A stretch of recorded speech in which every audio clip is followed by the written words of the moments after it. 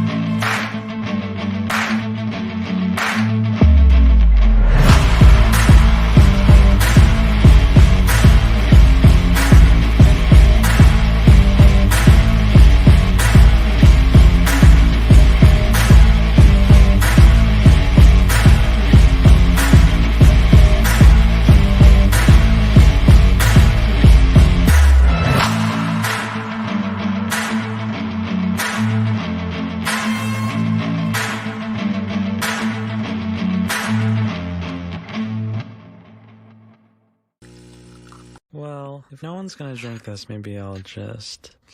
Ugh, that's terrible. That's... Well, good morning, good afternoon, good evening, and good golly, Miss Molly. Welcome to another edition of Morning Coffee with Brian, the show that lasts as long as my narcolepsy. I mean, as long as my coffee exists, or indeed as long as my fuel up exists. So thank you everyone for joining us. We're going out live, of course, on YouTube, Rumble, Facebook, and KGRA Digital Radio, our great friends at KGRA. So welcome everyone to what promises to be a very special edition of the show for those interested in classic rock history and some of the major rock tours in history. We have such a wonderful guest today. I'd also like at this point to give a shout out to our sponsor for the show, which is Fuel Up. So Morning Coffee with Brian is sponsored by Fuel Up, and Fuel Up comes in 3 formulas for wake, play, and rest. And at this time in the morning, I, as an old bugger especially, need Fuel Up Hydration Wake to help keep me full of energy, focus, and concentration. It's got 180 grams of caffeine, but it doesn't give you the jitters and there's no crash. It's vegan, and my friend Dustin will appreciate the fact it's keto friendly. And most importantly, it's got no soy, because we do not like soy. We're all toxic, so we don't want soy. So no gluten, no GMOs, but you can find out more at fueluphydration.com and use the code at Morning Coffee Brian for some special deals. So thank you to Fuel Up for sponsoring this show. So we have a bunch of people in the chat already. It's good to see you all here. And we'll be talking to you throughout the show. And obviously, if you've got questions, if you want to ask our guest, you can super chat those to us, and we'll get those to Mal. So without further ado, I think I'd like to introduce our special guest for the day, Mr. Mal Craggs. Good morning, Mal. Hi. Good afternoon, good morning, everybody, wherever you are. Yeah, you're in the wonderful sovereign nation of the United Kingdom, I believe. Yes, that's correct. I'm in the beautiful county of Kent, on the coast. I'm 5 minutes from the beach, and I can, if I walk up there 5 minutes, I can see France. Yeah, you can see it, but you don't want to visit it, but you can see it. At the moment, I definitely don't want to visit, because there's a lot of stuff going on over there right now. Yeah, they're suffering a little bit. But enough of that. We're here to talk about the things that we love and all the positive vibes in the world. And I'm so excited to have you on here, mate. It's fantastic. Many of the acts that you've worked with and many of the tours that you've done, I've had the privilege to be at those, and it's extremely exciting for me. So we're definitely going to get into that. Just before that, though, I'll bring in my esteemed panel who are here to help prop me up when I stumble, because let's face it, that's going to happen.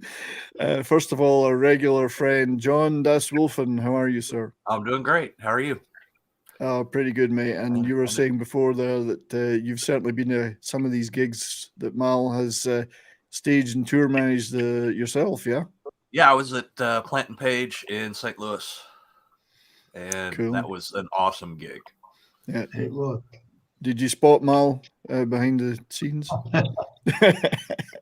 I wasn't quite nosebleed, but I was that level below nosebleed. So my view of the stage was kind of small. Yeah, that wasn't in the ice hockey arena, was it? I don't know. Yeah, who knows? Actually, I think it was. Now that I stop thinking about it, I think it was at where the Blues play or did play. Yeah. Okay. Cool. What's that place called? I can't remember what that place is called anymore. Well, they've all got different names now, Mal. Like they're all named after banks or insurance companies. Yeah. It's like the Ameritrade or something, you know. But anyway, I'd also like to introduce a guy who's been helping me out a lot recently, getting some great stuff done to promote these wonderful shows with the Rowdies. My friend Dustin from Keto Simple. How are you, mate? I'm doing wonderful. Thanks for having me. I'm excited for this. I'm extremely excited about this. Yeah, you've been helping me a lot the last few days get prepped for various things, mate. So I do appreciate that, and it's great to have you on board. I appreciate it. Anything you need. Cool. And we'll also bring in our wonderful producer, Martin, who will probably lurk in the background. But Martin, good to see you. Yeah. Man. Good morning, everybody. Good morning. Yeah. So we've got a lot of stuff to cover with Mal and a lot of images of some great bands and tours. But I wanted to start with playing a little bit of a montage because I love it. I love a montage. And the montage will, it's kind of these are some of the acts you worked with. You mentioned about 10 others just before the show started. But let's take a little look back at Mal's history.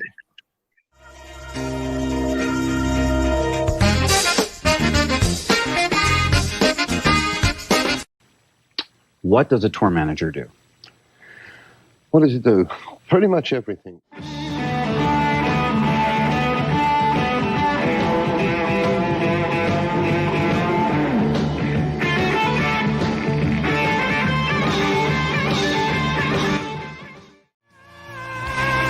I was wrong about God. Turns out he likes that 70s stuff after all. So it didn't piss down, and they played 4 encores.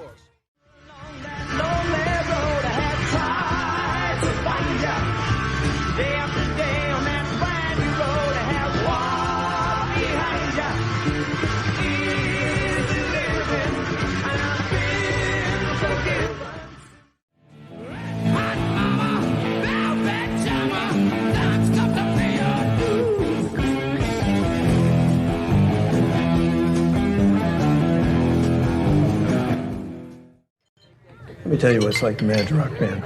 We're driving all over, hell and creation. City to city, roadies and crew, the whole nine. And not one person, not one, ever asks how we're always stocked up on gas.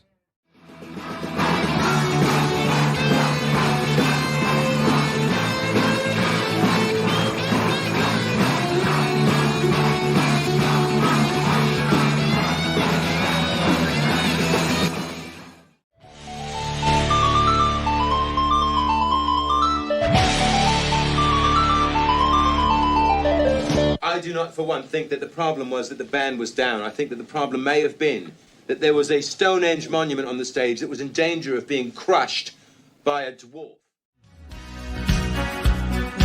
When illusions spin her legs, I'm never where I want to be. I'm liberty seeking wet.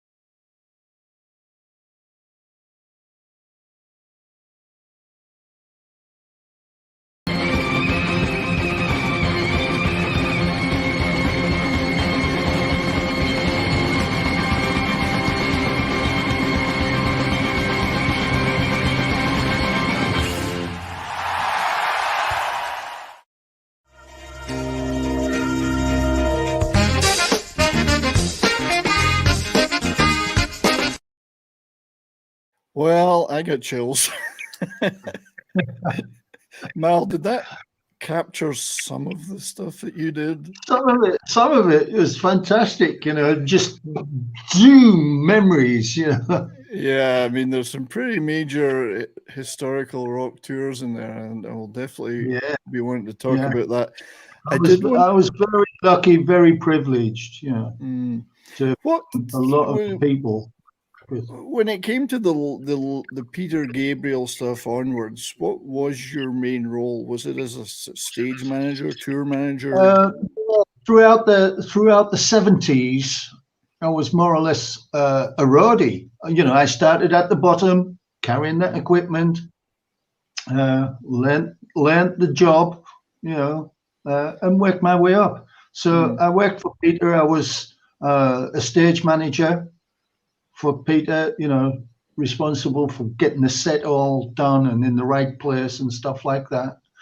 And I used to look after David Rhodes, the guitar player, as well, which was fun to say the least, because he had this 12-string guitar that he used to start Salisbury Hill. Oh, so yeah. I used to lend it to him every night, and I tuned it the best I could.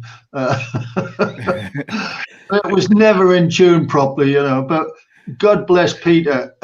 David, he never once affected him, you know, he just got on with it. True professional, nice guy, you know. Yeah, and he had to play that 12-string bit when in the original Salisbury Hill there's like 2 or 3 different guitars. He was doing it all on one. And we saw that little bit of a clip, and that stage had a lot of the light boxes. So I guess you were responsible for that. And that was the one from the Giants Causeway set. Yeah. And I think that was the Shock the Monkey tour. Yeah. Which I actually I worked with Peter for a couple of years. I worked down at his house and helped him build the studio and record. And then we moved on to the tour, and I'd done a year or so with Peter touring with the Shock the Monkey. And then I got an offer from Genesis, so off I went. Yeah, so the guitar thing, I mean, Wilco was talking about this, and he said that somebody broke a string, and they said, well, can you change it for me? He went, I don't know how to do that. So that they showed him, and he became a guitar tech. So I guess it was similar for you. Oh, very, very. Yeah, it was learn as you go, you know. And if and you had to quickly swap out if they wanted you to do. Yeah, I can do that. You know, I done when I done my first American tour with Vinegar Joe, Robert Palmer, I should say. Yeah, and I got these guys here. Yeah, I was still just a roadie then, and then they said to me, "Oh, Mel, can you do the out front sound?" I'd never done the out front sound. Yeah. So I went, well, if it means me going to America and touring, yes, I'll do front sound. Yeah, so we're definitely going to be talking about those guys. Vinegar Joe right there, Robert Palmer and Elkie Brooks. Yeah. Wilco had some fun stories about them too. Big Gavin there on the end. Yeah, just he was lovely little band, and but I would like to actually, with your indulgence, go back a little further, if we could, to back to your very earliest days. Now, this is a salutary lesson in the dangers of rock and roll.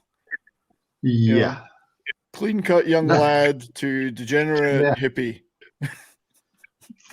Oh, yeah. That's the one on my right is just when we start to get into the music business. Then, you know, and working with the local group in our area up in the northeast, Hartlepool, where myself, Granny, and Wilco all grew up there.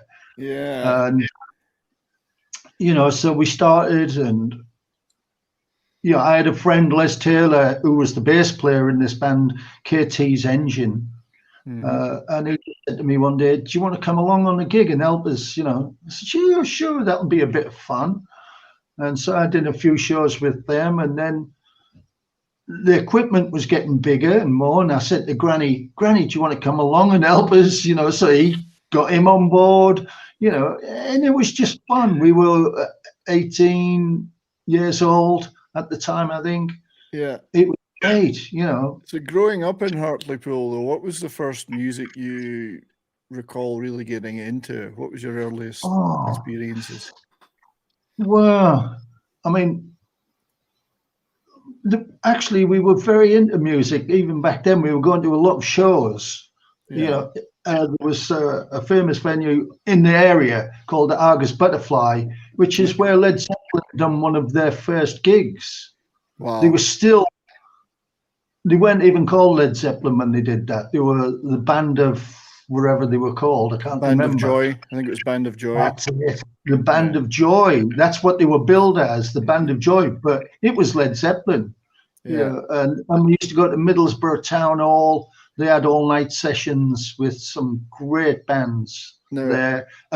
And the Kirk Levington Country Club, which was the other one where they had really good bands at the Kirk. John McCoy who owned the club. He was in a band himself, along with Mickey Moody, and David. Mickey Moody ended up in Whitesnake, I think. Yes, he did. Yeah, I saw Whitesnake with Mickey Moody. I was a good friend of Mickey's, So did you, Granny, your fellow rock and roll rowdy, and you guys are a group of, you were all from Hartlepool, and I got this rock and roll rowdies going. Granny sent me this, and he said he was at this gig in Stockton, which was a Yardbirds Manfred Mann show. Yeah. I think you were there too, I think, yeah? Yeah. Gosh, Ruth. So this is what, 65? I know, it looks so basic now when you see these things, Yeah. That's the Yardbirds on stage. There, I think it's Jeff Beck in the stripy shirt. Very basic. Very basic. I remember seeing Hendrix back then in a small venue, and that was so basic, Yeah. And Cream. I remember going to Newcastle, Club A Go-Go in Newcastle, and seeing Cream, and they turned up 2 hours late. Walked on stage with a bottle of Newcastle, 2 bottles of Newcastle Brown, drinking them both at the same time from the bottle, sat down on his drums and just started on his double bass drums, just pounded away until Jack and Eric got themselves settled, and then they just went into it, But yes, all these venues we used to go to all the time, Very basic setup though in those days. Just the instruments, maybe a couple of. I mean, was there a front of house even? I don't recall because I didn't go to gigs until the late 70s. Was there a front of house or was it just the house PA? Yeah, just the old WEM PAs, I think it was back then. Yeah, so that must be a lot of. So even before you got into the business, you were going to a lot of these great package gigs. Yeah. Lots of lots of gigs, dotted around the northeast, and you could go and see all of these people like the Yardbirds and Cream, Hendrix. They were all doing these small venues back then.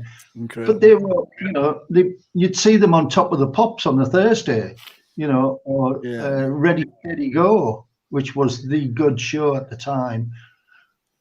Yeah, I Top of the Pops I grew up with. Ready Steady Go was gone when I was born in '63, so a little bit behind you guys. But Top of the Pops, you would get all the big bands on there.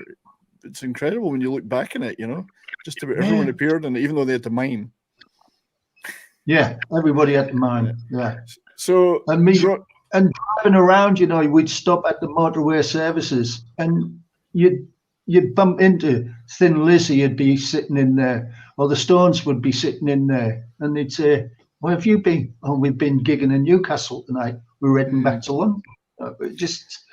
And that's what you did. You'd be in Newcastle, straight back, finish the show, load the truck out, drive back, because the next one might be, in Brighton. No, there was no rest. There's no planning. I remember the Beatles talking about they play a gig in Elgin.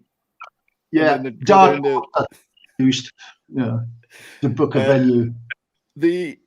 So I'd like to thank our great friend Darius Munchausen for a $4 super sticker, and I'm looking to see what it's a cup of coffee with a creature.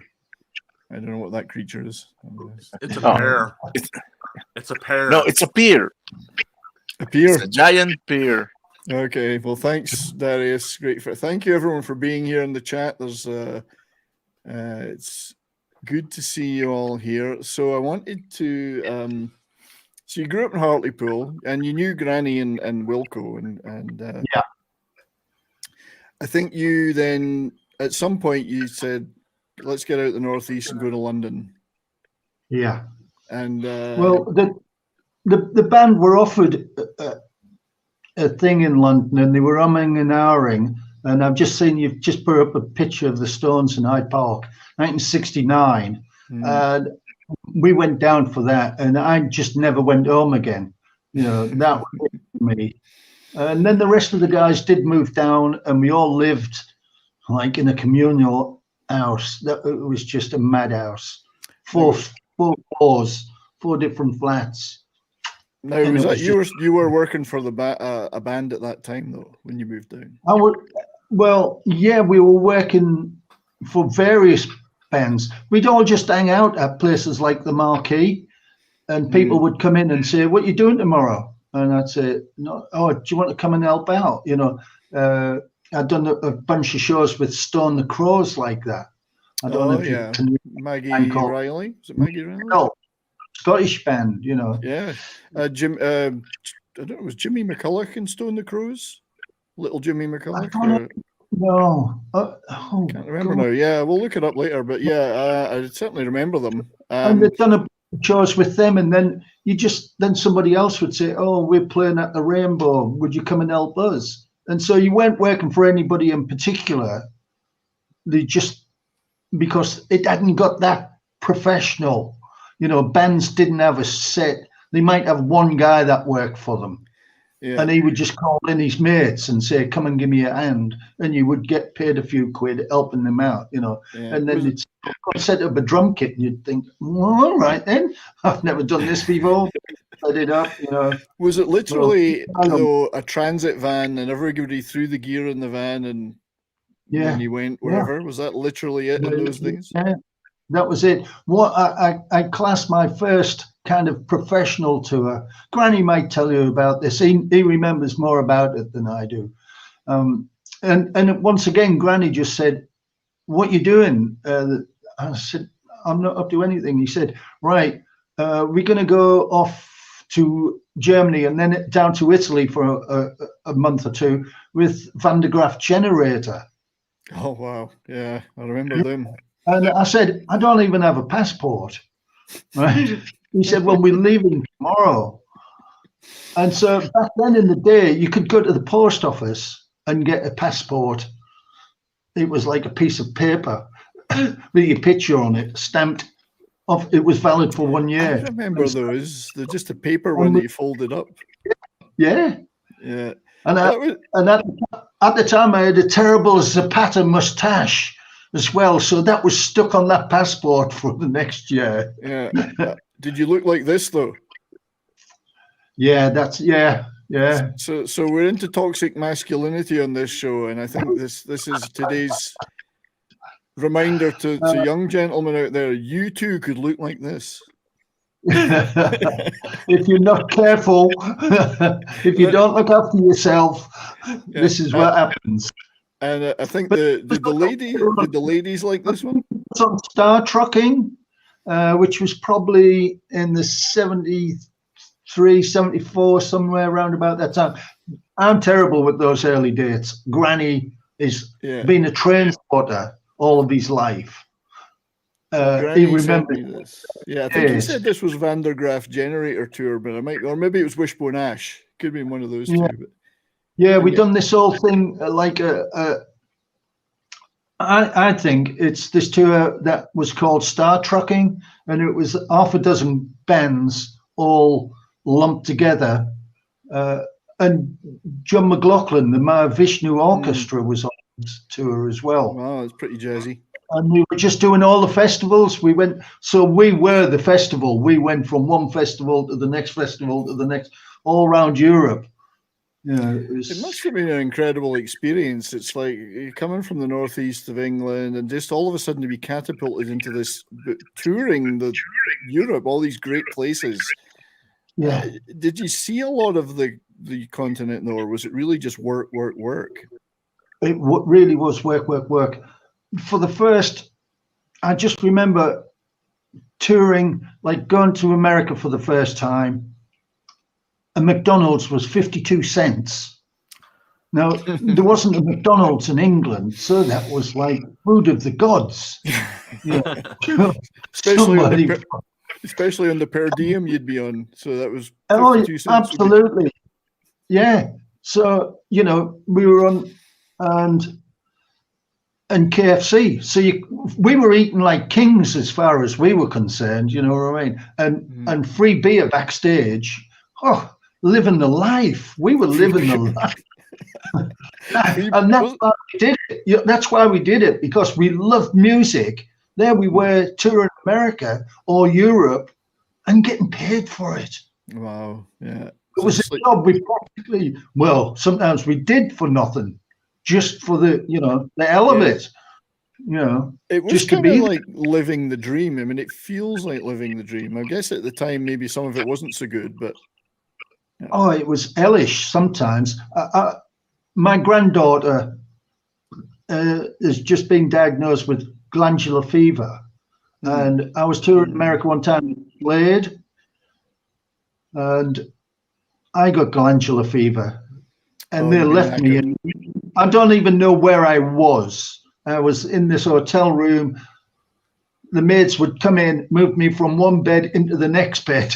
I was stripped down where I was sweating to death, and they left me there, and that was the end of my tour with Slade. Oh, Slade! Well, one of my favorite bands of all time, and one of these British bands that no matter how hard they tried, never made it in the US. I love Slade. Yeah. Well, I remember being at St. Keel Auditorium. Is that Kansas or St. Louis? Can't remember. Keel Center is St. Louis.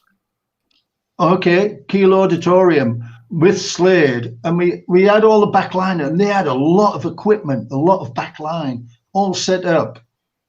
And their manager was Chaz Chandler at the time, who was the manager, the bass player from the Animals. Yep.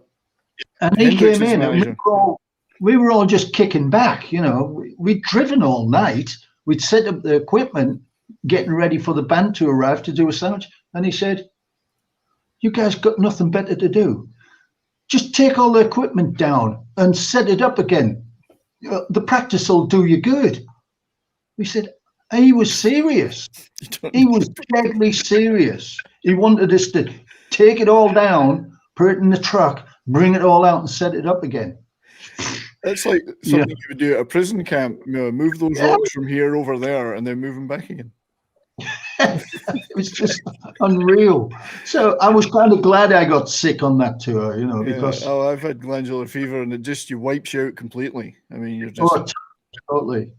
Yeah, so you didn't even know where you'd been left. They just abandoned you. I didn't. I had to find out. When I did eventually break the fever. Yeah.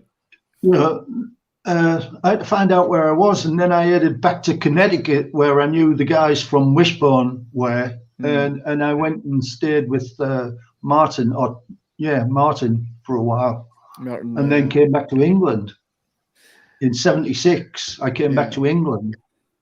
So the first time and got a job with Van Morrison. Got a job with Van Morrison. All right, yeah, and that was. So, I mean, that was sort of mid-70s Van Morrison. It was quite folky, quite bluesy. I never actually toured with Van. I just looked after him I worked with him for 10, 12 months while he recorded the Period of Transition album. Oh, yeah. And we were auditioning musicians. We were interviewing producers. In actual fact, Van at one point asked me to produce the album. I said, I don't know what I'm doing. And he said, you know better than all these guys what I'm trying to do, because I was a fan. I was a big Van Morrison fan. You know, I loved the guy to death. He said, they don't know what I'm talking about, but you do, because I was sitting in on these meetings and I would throw questions in there to these guys. And they were, you know, people like Tom Dowd, you know, you know, they were producing, you know, yeah, they were all big time producers that we were, you know, we were flying them in from all over the, you know, the States into London. So meetings, because you couldn't do this then, you couldn't do a Zoom. No, and that's another thing that we talked about with Wilco, is the difficulty of arranging anything. Let's say a European tour. So different. You mentioned the passport thing, but you know, just the sheer logistics of it, booking hotels, working with concert promoters. How was that stuff you got involved with?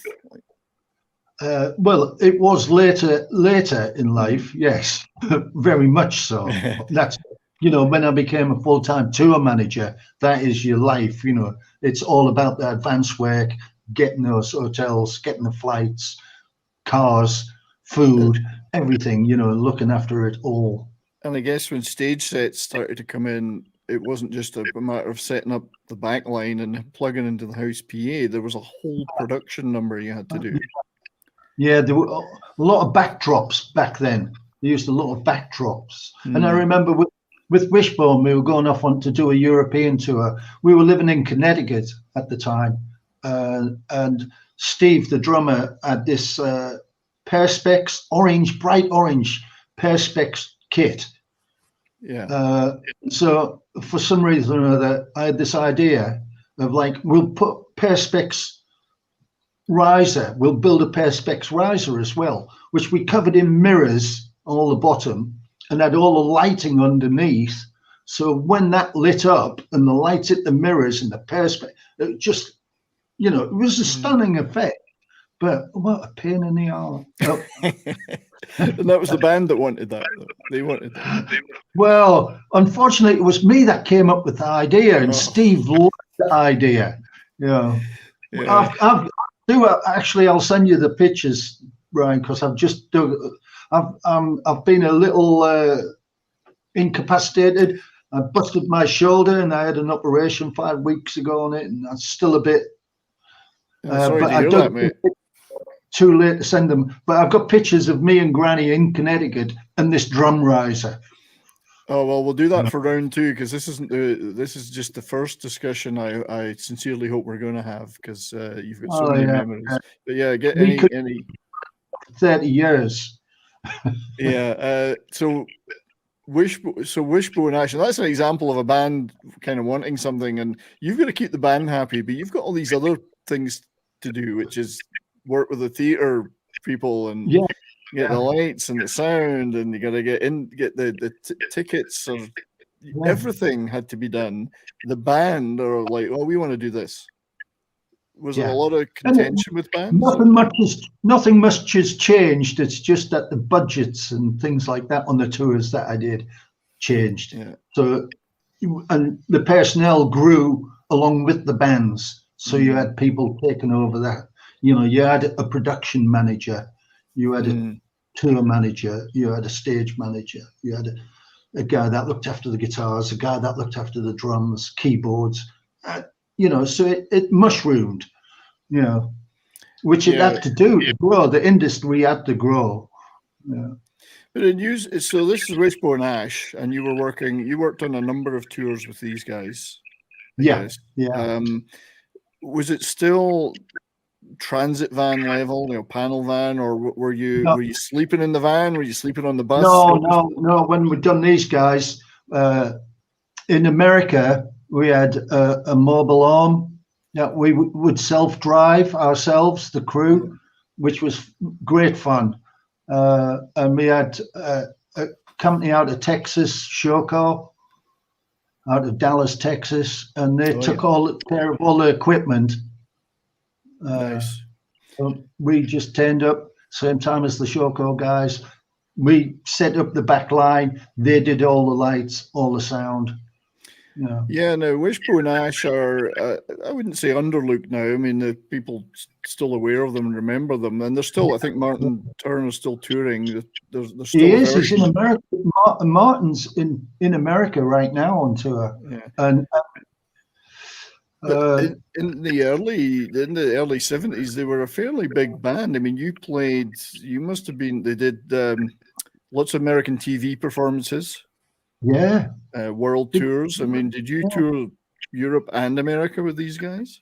Yeah, and Japan. I done my first American tour with these guys. Yeah. Yeah. And there's, if I can indulge myself, there's a story there as well, because we'd done a North American tour, and we were in Calgary in February. It's near where I live. In February. So it was minus. It was minus. I never want to go there again, minus. And we'd done this show and we froze the car. Nobody told us about plugging the cars in, So when we came to leave the next day, got in the car, of course, the engine block frozen, Oh, shit. We went from there, but we went from Calgary to Honolulu. Slight difference.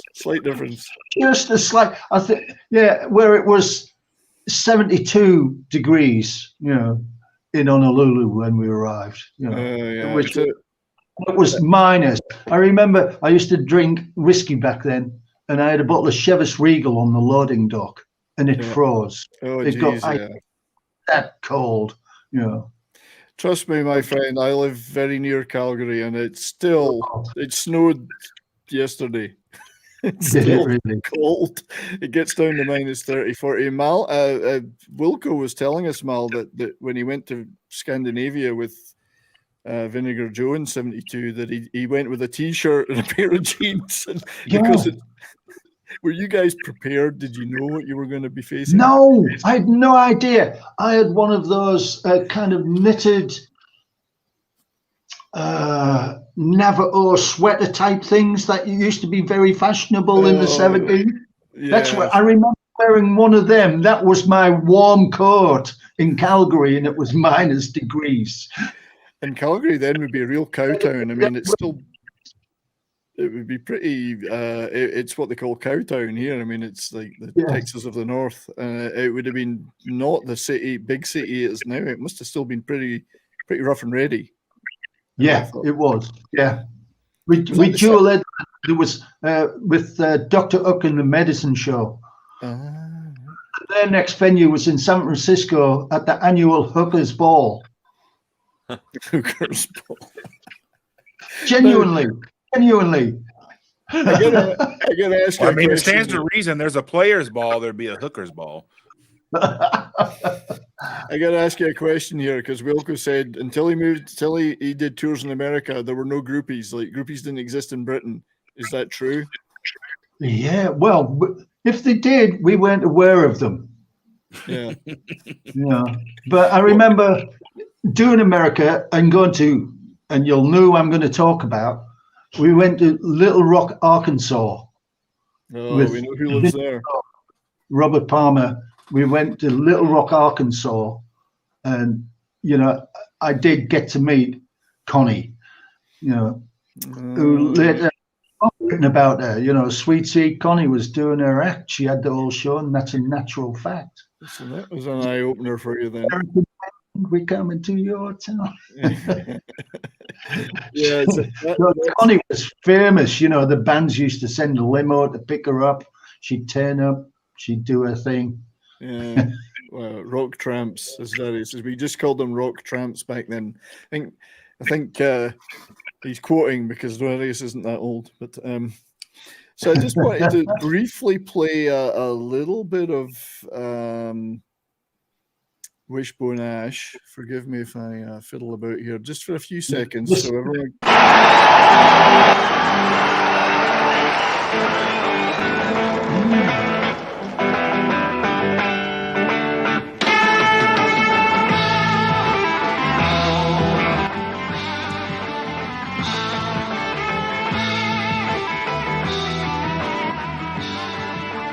So I guess, Mal, that you must have been around in this era, 73. Yeah. Oh, I was definitely there with Ted Turner, because I stayed there. I was still working with him. Ted left, and Laurie Weisfield became the guitar player. Yeah. This is on an American TV show. I think it's a Don Kirshner's rock concert, maybe, or something. Well, yeah. Yeah. So pretty big band at the time, and They were. Yeah, fantastic twin guitar work. Very revolutionary at the time. Yeah, we were in Criteria, and the Eagles were in the next studio to us, and they could hear this dual guitar playing, and they came in to listen. They will, and so, you know, for me, I credit the Eagles and their guitar playing down to Wishbone. Yeah, now if you think about Hotel California. Yeah, think about Hotel California with that. Well, I mean, that's a triple guitar thing going on, but it's the same concept, intertwining lead stuff. I mean, so looking at the Divina says, I'm looking at Wishbone Ash's album cover Argus, which we've got up here. Reminds me of it's 50, it's 50 years old now, that, which is scary. It is scary, isn't it? Also, I think George Lucas may have seen this, because it looks like the back of Darth Vader's head. Doesn't it ever, eh? Yeah. He may very well have seen this, and you never know. Well, it was a big album, Argus, in the early 70s. Been around, he could have been a fan. Oops, sorry, different band. There we go. Were you there for the recording of the albums as well, or as the... Some of it I was, yeah. Some of it. You know, it just depends, because you'd go off and do other stuff, because recording was boring, you know. It's just it gets very repetitive being in the studio with them. Yeah. You know. But you still had to take the gear in and out of the studio, I guess. Like somebody had to set you know, and then you'd be in and out, you know, they'd say, oh yeah, we need this. So you'd go off and you'd buy, you know, wherever they needed, instrument wise and stuff. You'd get them all set up, and then you'd try and disappear. You talk about being in the recording studios being boring, and I've been in my fair share of studios, and it is very boring. But then at the same time, you look back at hindsight and you wish you would have been bored during some of these records being made. Oh, you know yeah. what I mean? Oh, absolutely. Well, like I say, when I worked with Van Morrison, I was in the studio with him. It was the Manor Recording Studios in Oxford, which was owned by Richard Branson, and it's where Tubular Bells was recorded. And I spent months there with Van, and it was just fantastic. I loved every minute of it, you know, being in the studio with Van. Yeah, he's a real musicologist as well. I mean, he likes just to sound right, rootsy, authentic sound. Oh yeah. He used to just walk, and this is one of his. He'd walk in the studio, playing his guitar, and as soon as he walked in, the engineer had to press record, so everything was recorded in that studio while Van was in there. Did you ever see him with them back in the 60s? Van, what are we doing here? And he said, why are you asking me? You're the musicians. I just wrote the song. Why do you think I'm paying you guys? You know, they were saying, but we do. He said, well, just do it. You're the musicians. You're professional. Make it up. He wouldn't give them clues, no structure. Just he would be strumming along, and they just had to join in. He got rid of a guitar player because the guitar player said to him, oh, Van, shall we go for a take this time? Well, Van went ballistic. I had to peel him off the ceiling, you know. And he said to the guy, what? He said, well, when he calmed, I got him calmed down. He said, get the guy in the studio, run the tracks. I want to hear what he's playing. And he said to the guy, right, now play what? And Van turned around. The guy was playing, he was a very famous guitar player. I'm not going to name him though. Go on. And when we know each other better. That's what she said. Van just turned around to me and he said, get rid of him now. And it was like 11 o'clock at night in the middle of Oxfordshire. He said, get rid of him now. It was a residential studio. Everybody was living there. So I had to get rid of him. It's interesting that though, Mal, because some artists are completely the opposite. They're completely dictatorial about what the others do. But he's obviously the other way, completely like, I know my thing, you guys get in sync with me. Yeah, he just records everything and then just gets those scissors out, snips all the bits he likes, chops it all. I remember, I have seen him a few times, but in later eras, like 90s onwards, I've seen Van Morrison a few times, and I always really enjoyed his live performances because they seem very relaxed to me. Like he doesn't rock out. He's very warm and relaxed.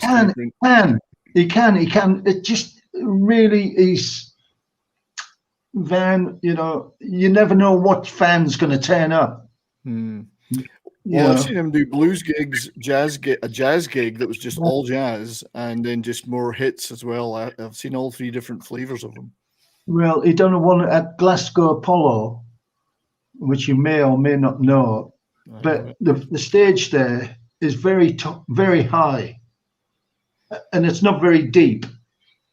And he walked out because he didn't do a sound check. He just leaves that to them. He just does his thing. He walked out, seen the height of the stage, went to the back of the stage and done the whole set from the back of the stage. Nobody could see him. And in Glasgow, they're not a very forgiving audience, I believe. I've done the same venue with Status Quo one time, and that proscenium, the balcony there was moving. I think we measured it at 13 inches.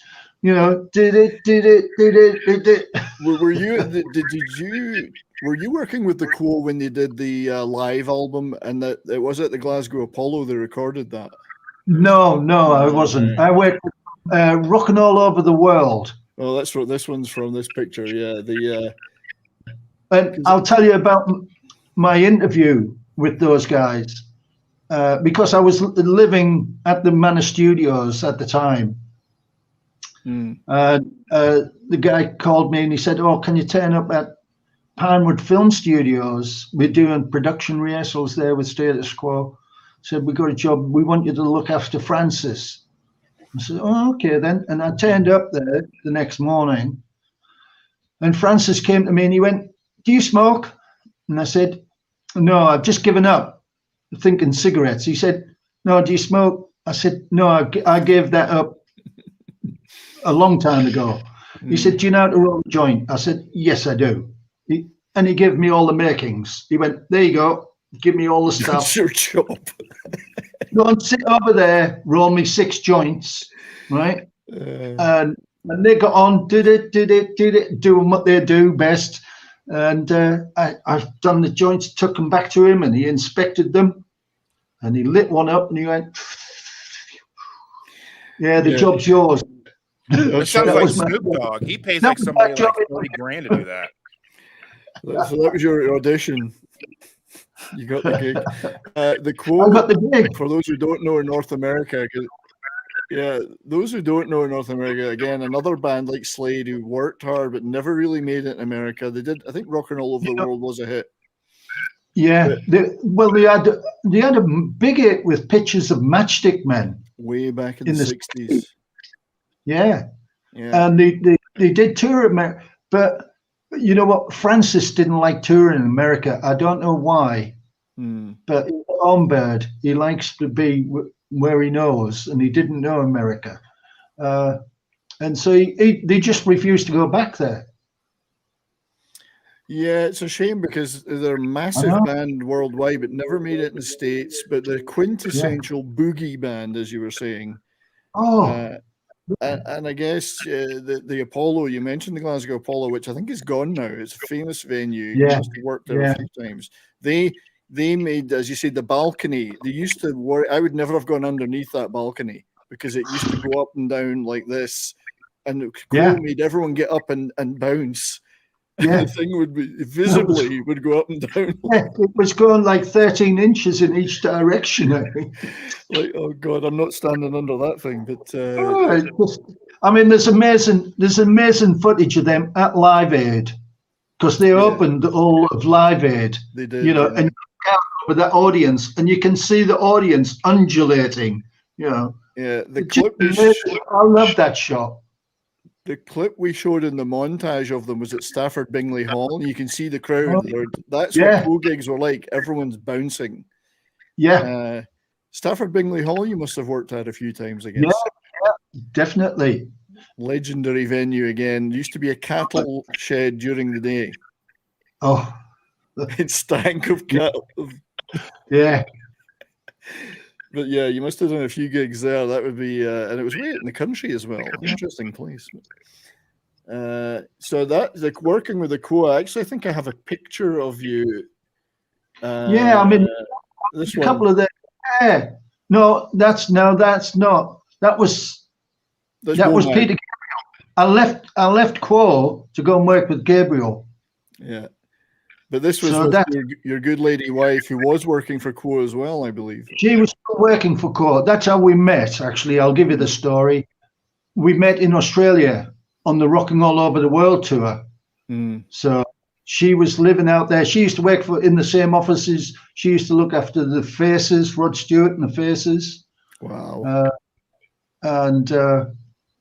Anyway, we finished up. Yeah. Yeah, this was working. I think you said it was Womack. Last week. Yeah. So yeah, the Quo. I actually may have a little clip. Just to, forgive me because it's one of my favorite bands of all time.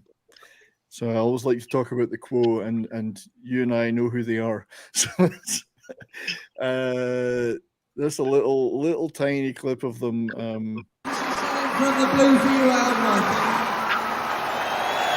At Stafford Bingley Hall. Yeah, I'm just checking.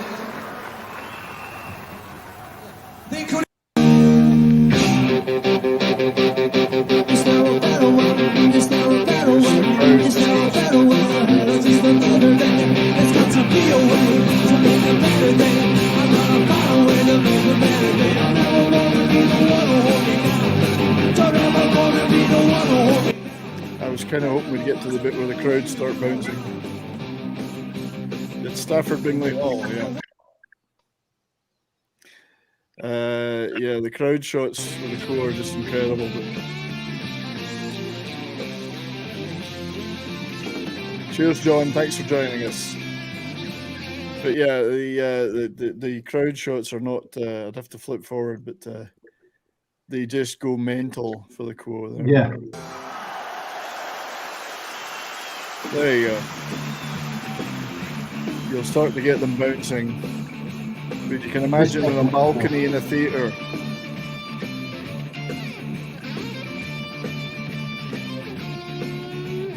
That was their pose. That was them. That was them. That's quintessential Quo right there. Yeah. Right there. Lay down and let me in. Roll over, lay down. Yeah. Anyway, yeah. Oh, I'm getting an echo of it. There we go. So they forgive me for dwelling on that one. So we're nearly at the top of the hour, and we've barely scratched the surface of your early career. You worked with other bands like Uriah Heep was another one. Yeah. Mickey Box, loved the guy. Yeah. Let me just find. Here we go. So Uriah Heep, another. I guess they're considered sort of semi-metal, but I mean, they're more of a Deep Purple style band. A lot of Hammond organ. The Hammond organ, yeah. What were your experiences with those guys like? Well, I was predominantly. I looked after Mickey Box, the guitar player, and he's one of the nice guys. You know, in the music biz, he's definitely one of the nice guys, and he was so funny. He used to. I love this picture. Yeah, I remember being on stage, and he used to do this thing. He played an SG, and he'd throw it up in the air, and he'd do his pose to the crowd, and then he'd catch the SG and keep on playing. Yeah. I think he forgot it was up there one night. You know, it come down, bang! Oops. That could have been it. He hit the stage because So the guitar hit him, and down he went.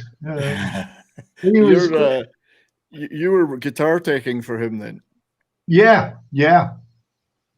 So that He came on stage one night. I gave him a guitar lead that was 18 inches long, so he had to stand on top of his speakers.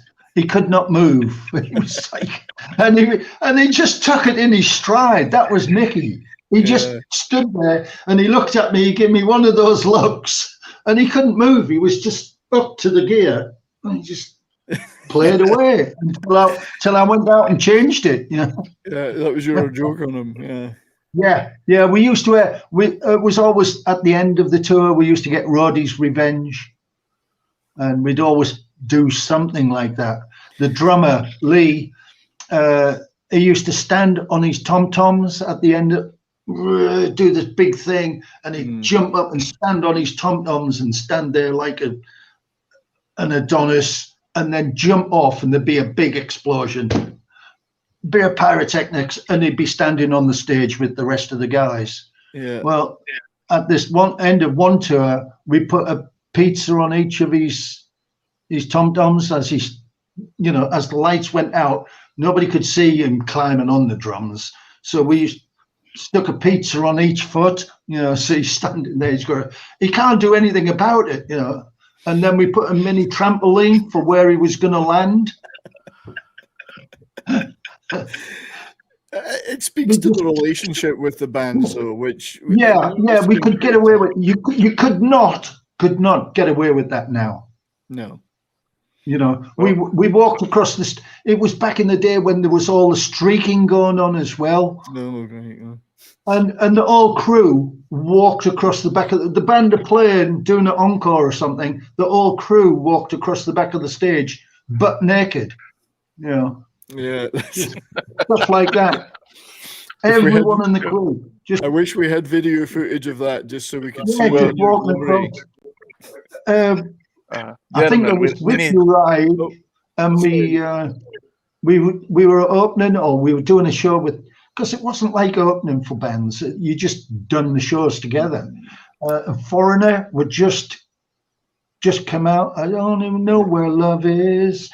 And Mick Jones would stand at the keyboard to play that intro, and then step out with his guitar. We gaffer taped his legs to the keyboard, so he couldn't move. That was it. He was stuck there. You bastards. Sorry, he did not like that. He wasn't very pleased. We'll pick that up after the break, Mal. Sorry to interrupt you, because Martin's signaling we're going to go to the break. Okay. Hi guys, this is Gary from Pop Culture Minefield here on KGRA, and we're leaving for our first break. I hope we survive. Did you know 75% of Americans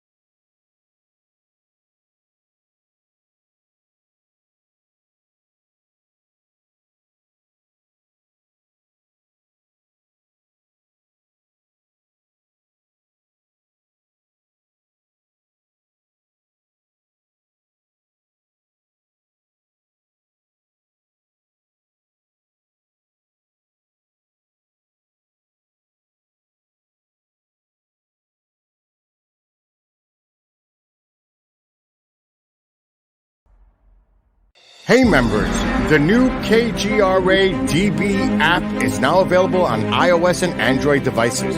Gain on-demand access to any KGRA DB programming. Download any show directly to your mobile device to listen or watch on the go. Go to the App Store and search KGRA DB. Oh wow, we survived. Welcome back to the commercial break. Now for some more Pop Culture Minefield on KGRA. Welcome back, everybody, to Morning Coffee with Brian on Pop Culture Minefield. Thank you all for being here on YouTube and on KGRA Digital Radio and all the other platforms that we're going out on right now.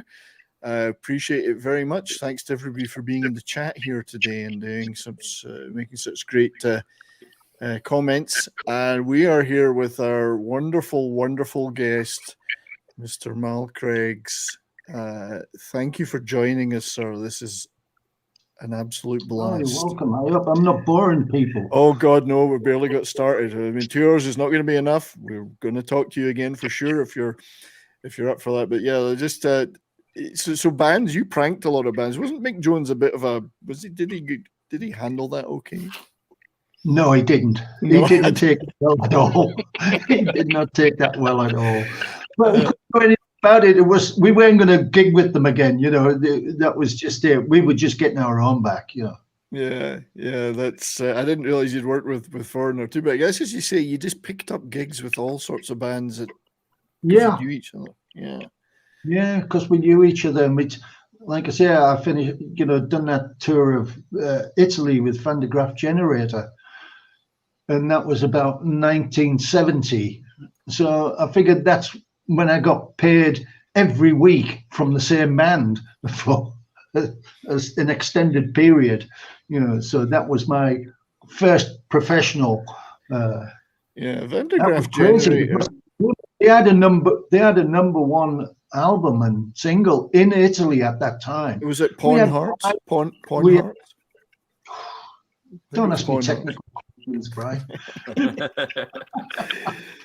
Well, the interesting band because very little guitar playing. I know Pete Hamill could play guitar, but it was very much a keyboard and wind instrument driven progressive. Keyboard and the twin saxophone, or two. You know, he used to play a twin sax. He used to play alto sax and soprano at the same time. At the same time, yeah. Yeah, quite. You know, and a drummer and a bass player. You know, well, we didn't have a bass player at first because the keyboard player had the bass pedals on the Hammond organ, you know, which was fantastic. That gets deep bass. Those Hammond organs must have been a pain in the ass to move around. Killers. Yeah. I do have that. Testify. Backbreakers, yeah, but turned out to split them. You know, there was a split Hammond organ, which was great. You know, because it was just the top half and the bottom. Came, you know, but you still had to get those big Leslies up and down. Oh, the revolving speakers thing, yeah. All views were just horrendous to get them. You know, there was, I forgot where in Bristol, the granary in Bristol. Okay. That was like this narrow staircase. Oh man, trying to get Hammond organs and Leslies up those stairs was just a killer. You know, but had to get on the pit. You know, wasn't that the job of the keyboard tech, Mal? You were a guitar tech. No, we were all done it. We all, you know. Yeah. So we're in the second hour of the show now. I mean, we've barely scratched the surface, I guess, on your early 70s, your 70s stuff. But at some point, you became involved with or got the gig with the whole what we would call the Genesis family. So Peter Gabriel. How did that come about? Well, just once again, it's just not what you know. It was who you know. It was just I was in the right place at the right time. I'd done some. I was working with Status Quo, and a guy, Andy McCrill, who was working. He worked with Genesis for a long time,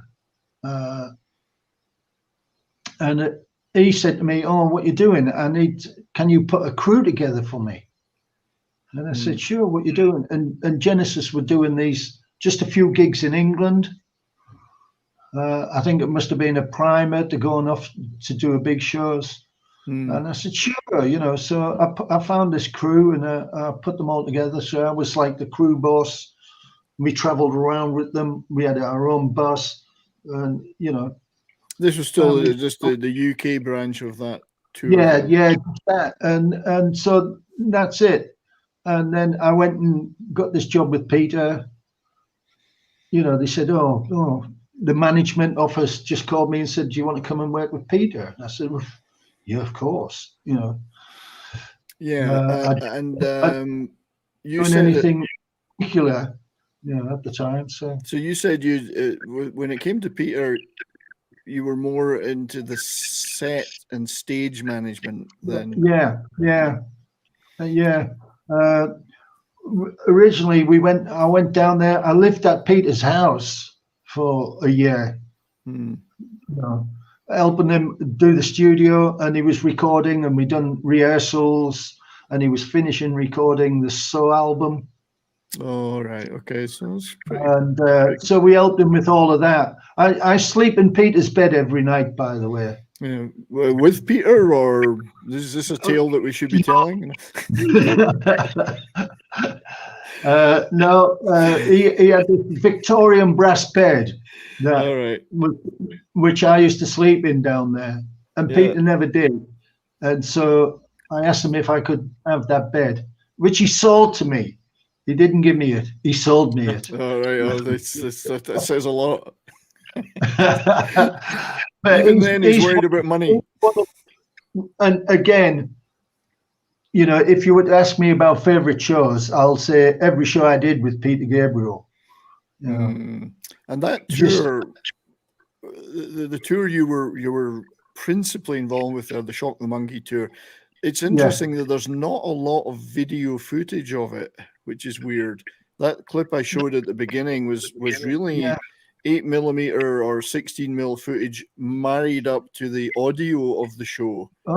There's very little actual video footage, which is weird because you think Peter Gabriel, I guess you would know, went to a lot of effort. You were there with his sets.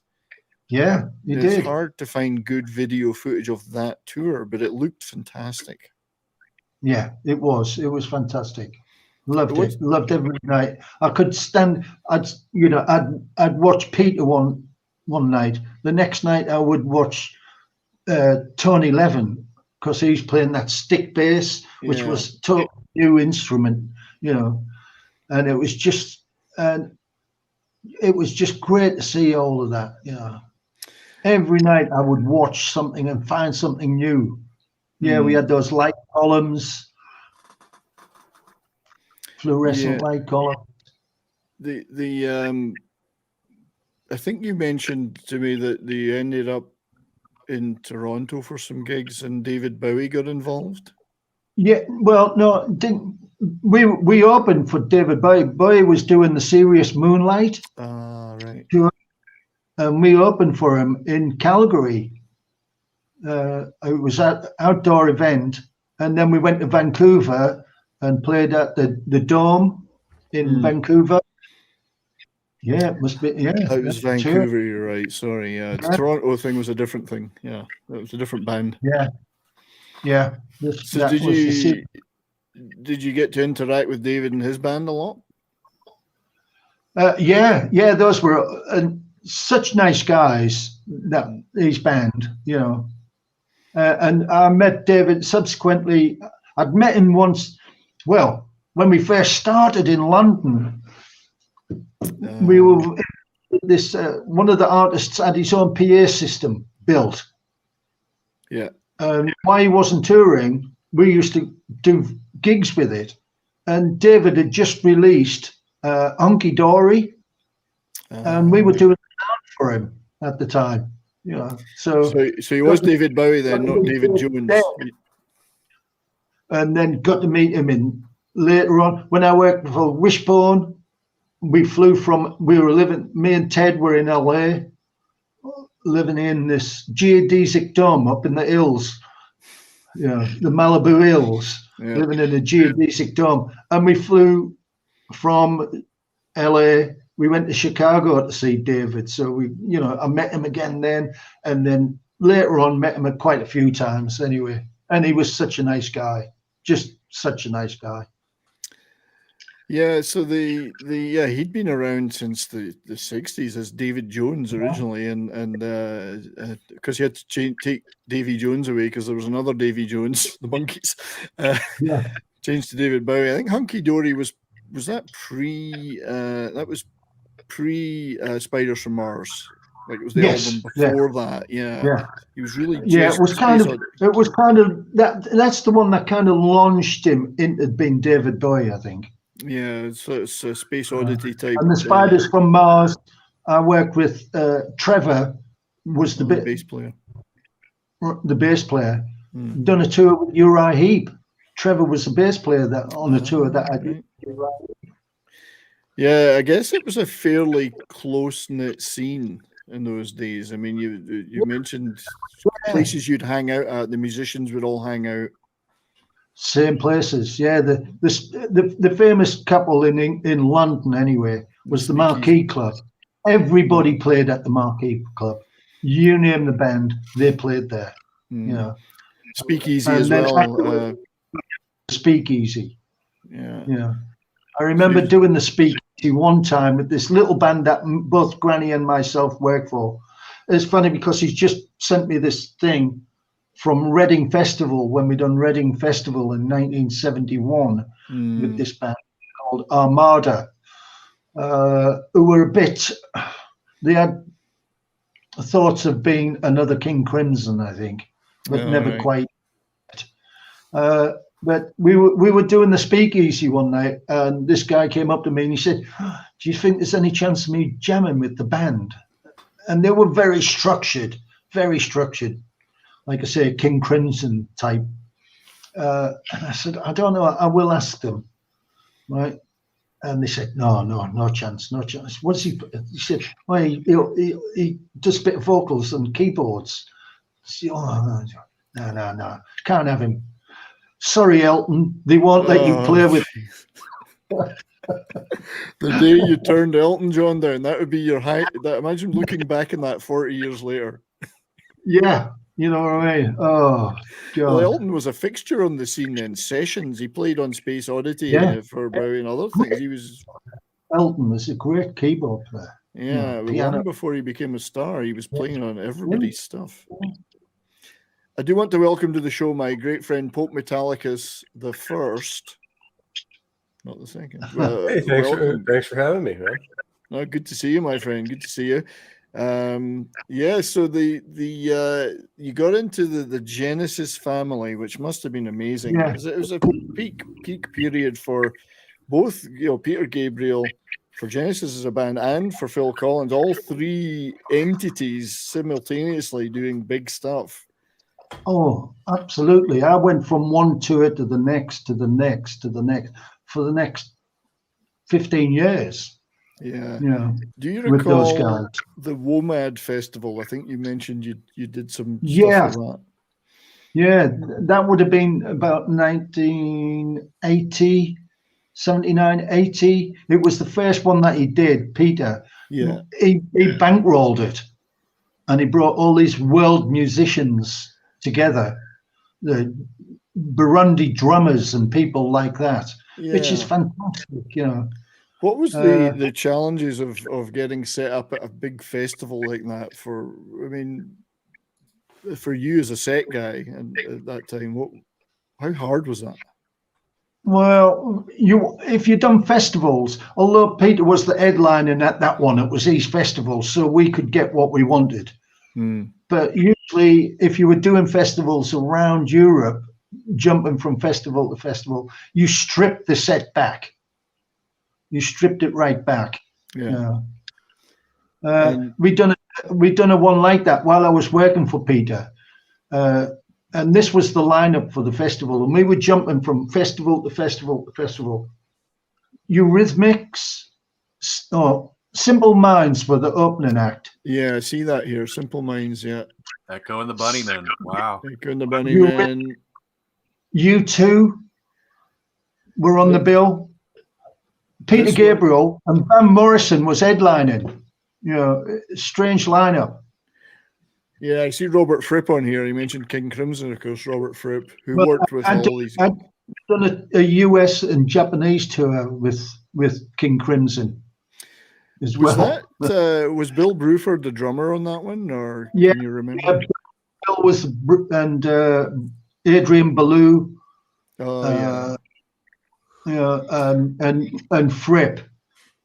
It was just amazing. Because Robert Fripp and Toya Wilcox, who've been married for many years, they're like the Queen and King of England now. They do these little videos from their house, and they're all very funny. Sunday lunch with Toya and Robert. That's right. It's hilarious stuff. I mean, who knew he's such a joker? He's a funny guy. Oh, he is really, really funny. He's got a wicked sense of humor.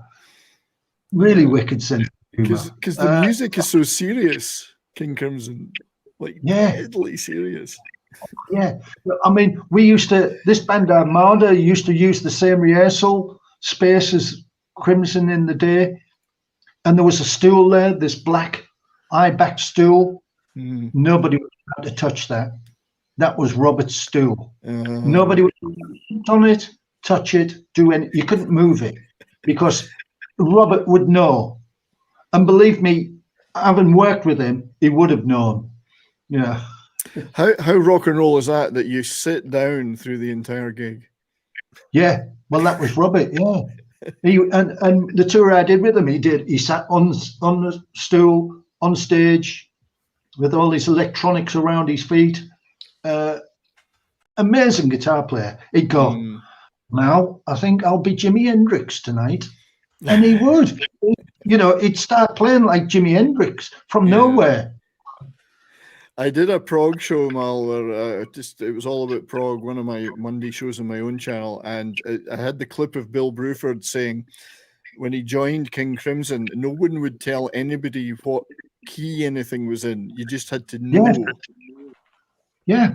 Well, that's a bit like Van Morrison done the same thing. Yeah. No, what key is this in, Van? I don't know. You're the fucking musicians. You find out. But you would work ask it out. So if you asked, they'd look at you like you were mad. Go, what do you mean you don't know? I guess when you're on that level musically, you do just expect everyone else to know. And yeah, well, that's it. I mean, because the guys they played with were top musicians, so you would think they would know. Yeah. Yeah, I'm sorry, Pope. We've already covered Uriah Heep, but we'll do more Uriah Heep in our second conversation with Mal. But looking at that little thing of Peter Gabriel there, Crystal Palace football ground. That was my local team, so it was great for me to do a show there. Yeah, you did a lot of football grounds, I guess. I mean, I went to loads of gigs at football grounds in the UK. I guess it was a big. Yeah. Certain size of band, that was what you would do. Yeah. Soccer ground. Yeah. Actually, that's when I started, like you say, when I started working with that Genesis family. That's they started doing those big venues worldwide, That's an interesting lineup in this one because supported by the Thompson Twins and the Undertones. I mean, I love the Undertones. Yeah. Great little Irish band. Touch of the Rowdies' Revenge there, the Thompson Twins. They had their Revox tape recorder underneath one of the sections of stage. Peter used to use it as a dressing room during the show. And they had their Revox because it was recorded, so they were doing lip syncing to it. Right. They went. And so we used to pop in and put our finger on the reel and then just let it go again. This is the Milli Vanilli of their day then. Nasty things, you know what I mean? You could have replaced it was fun at completely.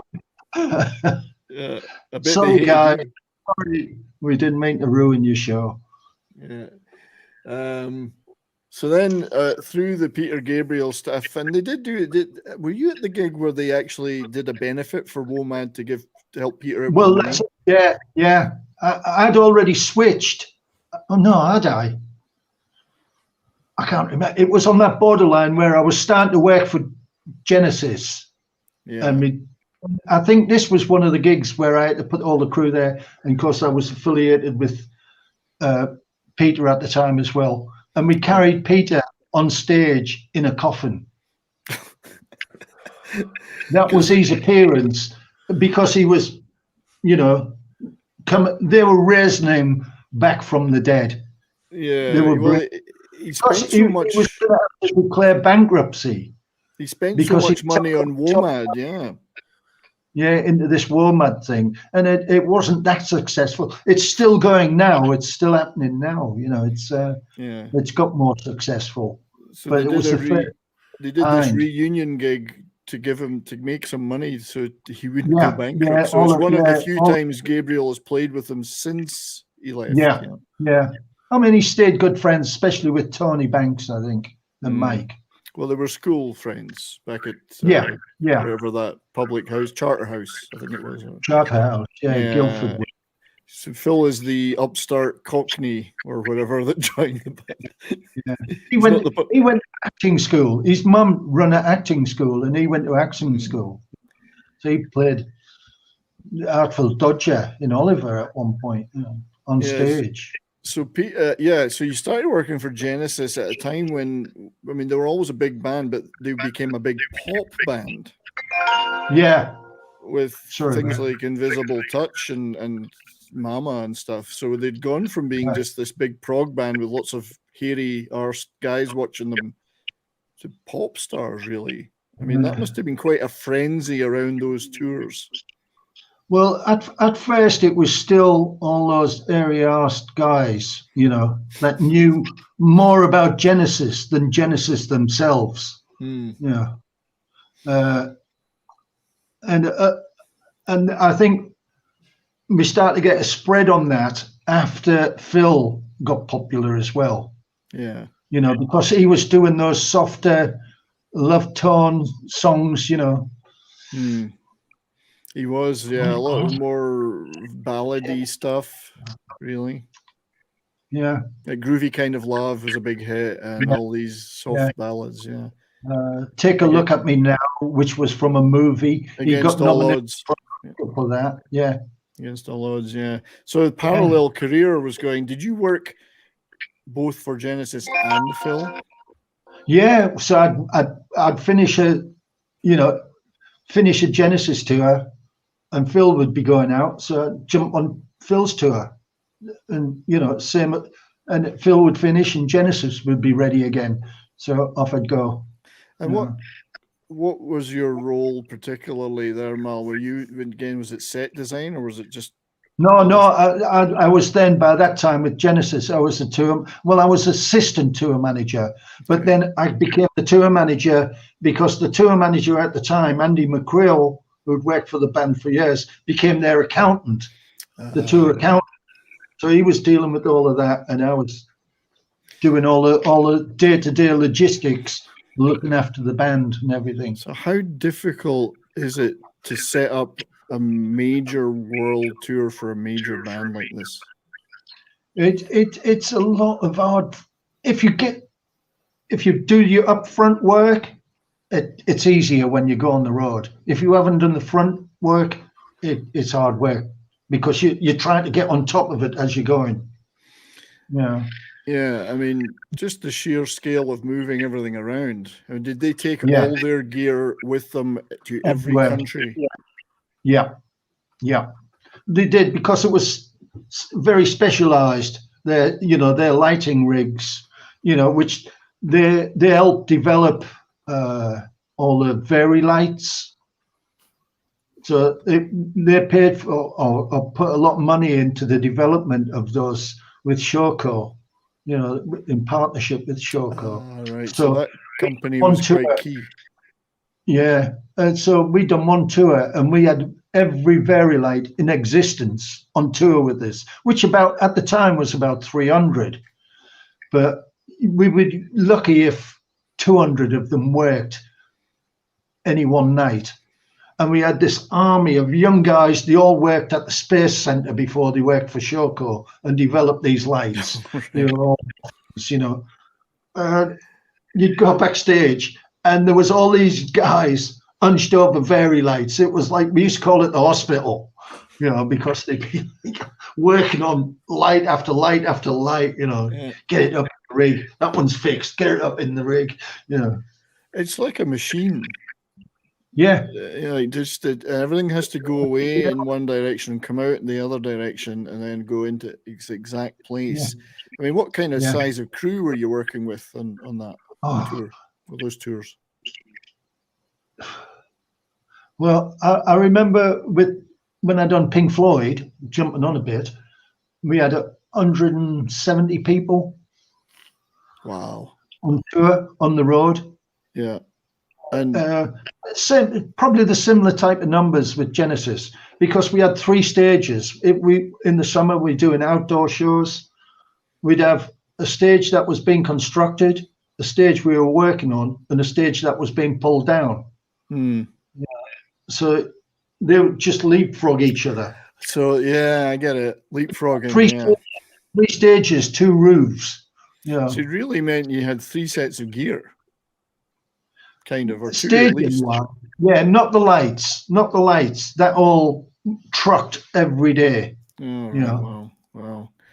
And we trucked that every day. As Davina and Pope are saying, that must have used a lot of electricity. Who paid for that bill? Not me. That's the promoter's cost. That comes out of his end. Yeah. And unlike the early days, I'm always fascinated by this. The early days, as you say, you and the bands were extremely close. And I guess there's so few crew that it was like one family. By this time, there'd be a bit of a separation, I guess. You'd be close to the bands, but not everybody else underneath. Yeah, that was predominantly with people like Phil, Genesis, Pink Floyd, Agent Plant. I worked right there in with those guys.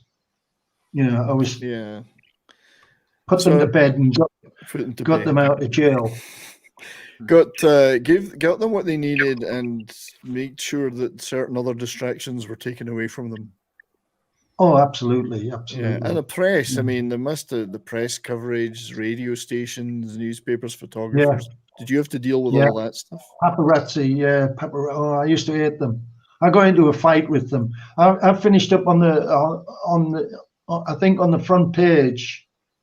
I might have a copy of it somewhere, which if I can dig it out, Brian, I've got crap everywhere. I'll try and send it to you. Of me fighting. It looks like I'm fighting with Phil Collins, but I wasn't. I was dragging him, trying to get him to a limo. We finished this tour in New York, and we had an end of tour party.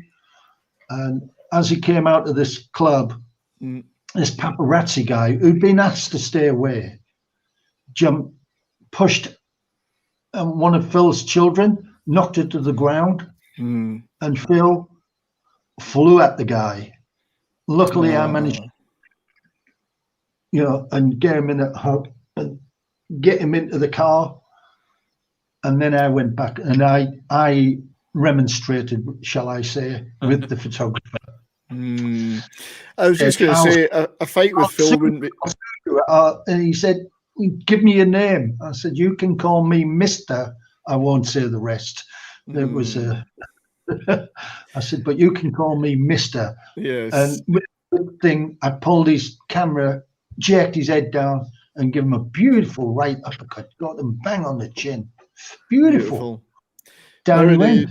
Nowadays, that would be filmed by a million phones. It would be all over Twitter. Oh, well, it finished up the New York Post, which is like a tabloid newspaper. It finished up on the front page. And the Daily Mail in England, the Sunday Mail, it was on their magazine, the Sunday magazine that they put out. That picture appeared there. Well, I got to look for that one. Collins, but we weren't fighting. It was me rescuing Phil. It wouldn't have been much of a fight with Phil Collins. He's a little guy, and you're a big roadie. Yeah, but I'm not big, and neither is. It's very strange that, because for quite a number of years I went everywhere with Phil. The Grammys, the Oscars, MTV Awards. I'd done them all. All the award shows. I had two tuxedos, so if one was in the dry cleaners, I wore the other one. So I went everywhere with Phil. Yeah, that's really special. Yeah, I mean, he obviously relied on you a lot. These security people, especially in North America, used to say to me, "So Mel, do you do martial arts?" And I go, I say, "Boxing." I go, "Yeah, I've done a little bit of boxing. I've done a little bit of karate. Do you carry a piece?" I go, "No." It's a sandwich. Me too, and they'd look at me like they couldn't believe I was there looking at this. Because in the 80s, Phil was bigger than sliced bread. Oh yeah, didn't you practice that Northeast England martial art Eki Thump? Yeah. Well, that's a thing on American tours too. Is in some parts of the country, everybody carries. Yeah, you'd have to watch for that. You were asking me, do you? I go, no. Later on, then we got into, actually on the tour, we had security. We had very top-end security, and they all carried. Yeah, of course. Yeah, they would have to. So you were very much involved in Phil's appearance at Live Aid. Very much so. I've done both venues. That was again a David Bowie thing there, because the start of that day started with us flying from Battersea Heliport, which Battersea is on the River Thames, and the helicopters were landing there and flying into Wembley, in and out of Wembley. And so I'm there with Phil, his manager, Phil's wife, and the helicopter's there. And that's right. We're getting on. There's Jill there. Yeah, we're getting on the Concorde. On this helicopter. My wife was with me, and I said, "Oh, we've run out of seats on this helicopter. I have to go because I have to go there with Phil. You're on the next helicopter." My wife wasn't happy. She was like, "No." And then I said, "But you have to sit there with David Bowie. Is that all right?" "Oh yeah. Go see you." She was well pleased. So she flew into Wembley Stadium on the helicopter with David Bowie. Yeah. But I mean, so Phil did both. I remember it well. I watched the whole thing on TV that day. Some of it in the pub, some of it in the house. And you flew on Concorde. He went to Philadelphia. He wouldn't take any gear though. It was piano and mic at each end, and piano and stuff. That was all taken care of because we had crew in England, so that was all taken care of. And then his drum tech was in Philadelphia because he played with Robert Plant and Jimmy Page. And this is one of the things, I don't know if it was time lapse or memory lapse, but I didn't remember him playing with Eric Clapton there.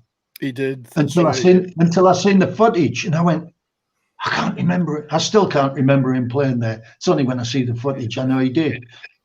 It's quite the thing because he did the Wembley thing and Sting was on stage with him, and then so he did that gig. Yeah. You flew to America, which you couldn't do it as fast now because there's no Concorde. Helicopter out of Wembley, to Heathrow Airport onto Concorde. He done interviews the whole flight, right? Got off there, New York, helicopter down to Philly. He done the show in Philly he done his own thing. He did it with Robert Plant and Jimmy Page and Eric Clapton. Yeah. And then we helicopter back to New York. Next morning on Concorde, I was home in time for Sunday lunch. Wow. I mean, it takes a lot of energy. He had a lot of energy to do that. Yeah. And you. I mean, we both got on the helicopter after Philadelphia, and we both just zonked. In a sense, you didn't really get to experience Live Aid per se because you were so busy moving. You're just making everything happen behind the scenes. You have no idea what happened on stage. I was glued to that TV for the entire thing for both concerts. Yeah. I mean, Robert and Jimmy weren't happy with the performance because they had that Tony from forgotten his name, from Power Station playing along. Tony Thompson. Yeah, two drummers, and they were just clashing. They really clashed. I remember at the time it sounded awful on television. I don't know about when you were there.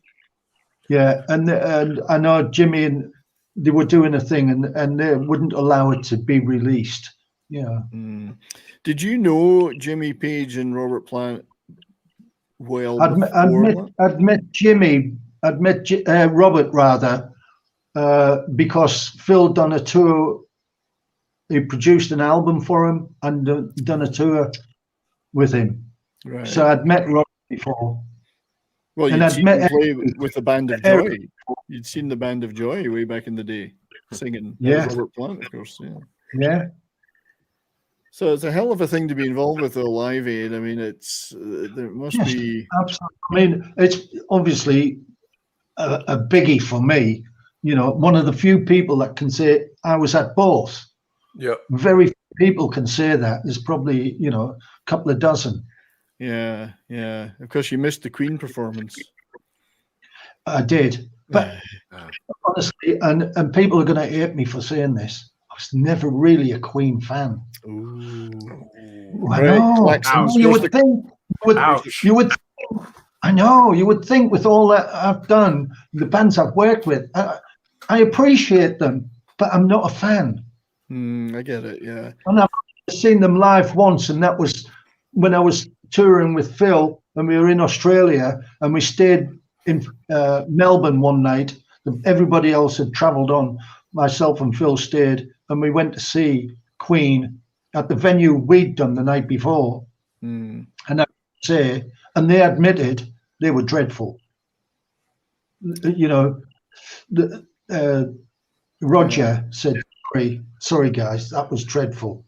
And I said to him, if your sound guy could mix the sound as well as he dances, you'd have good sound. Right.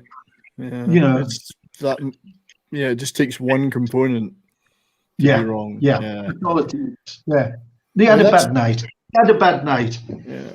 So when you were doing these Phil Collins and Genesis tours and so on, I mean, what was your involvement with the sound guys and the front of house sound? Did you get nothing whatsoever? Right. Nothing whatsoever.